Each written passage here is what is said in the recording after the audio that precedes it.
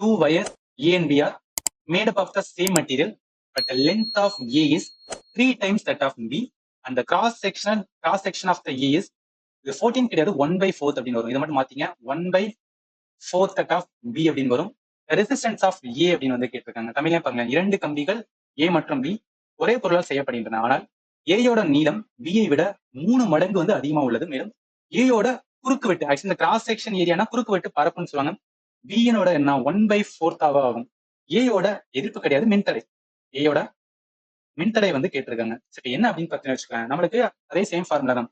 என்ன, rho is equal to RA by வந்து L. இதுதான் என்ன, அவங்க ரெசிஸ்டன்ஸ் தான் கேட்டிருக்கனால என்ன ஆர் தான் வேணும். என்ன வரும், ரோ எல் பை ஏ.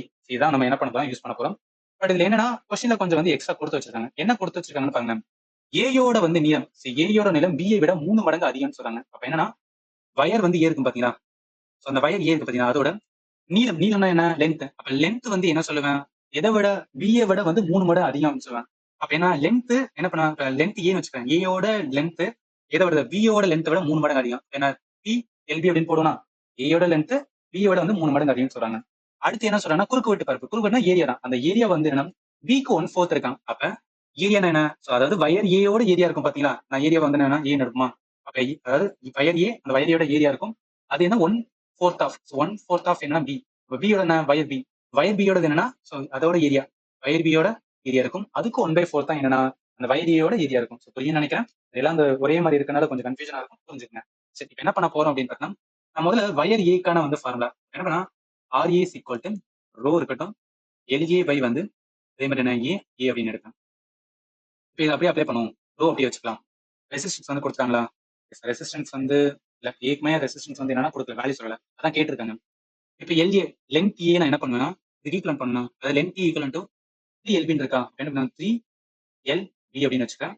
கீழே அதாவது என்ன, வயர் ஏயோட ஏரியா இருக்கும். அந்த ஏரியா என்ன 1/4 ஆஃப் ஏபி. அப்போ 1/4 ஆஃப் என்ன பண்ணுவேன், ஏபி அப்படின்னு இருக்கணும். இப்போ வயர் நார்மலா வந்து பி வயர் இருக்குன்னு வச்சுக்கேன். அந்த வயரோட வந்து நார்மல் ஃபார்முலா எப்படி இருக்கும், RB equal to rho LB into என்ன ஏபி அப்படின்னு இருக்கட்டுமா. இது இருக்கட்டும். நம்ம என்ன பண்ணலாம், இதுல அப்படியே எடுக்கலாம்ல. அதாவது என்ன ஆகும்னா, நல்லா கவனிங்க, இந்த 4 வந்து மேல போயிடும், ரைட்டா. அப்ப என்ன ஆகும்னா 4 மேல போகும், ரோ இருக்கும். 4 மேல போகும், 3 இருக்கும். எப்படி இருக்குன்னா எல்பி டிவைட் பை வந்து ஏபி அப்படின்னு இருக்கும். நான் 3 என்ன 12 வருமா. அந்த 12 மட்டும் என்ன பண்ணிக்கிறேன்னா தனியா எடுத்துக்கிறேன். அந்த 12 தனியா எடுத்துக்கிறேன். ரோ இருக்கு, எல்பி பை ஏபின்னு இருக்குமா. இதுக்கு நான் என்ன பண்ணலாம்னு பாருங்க.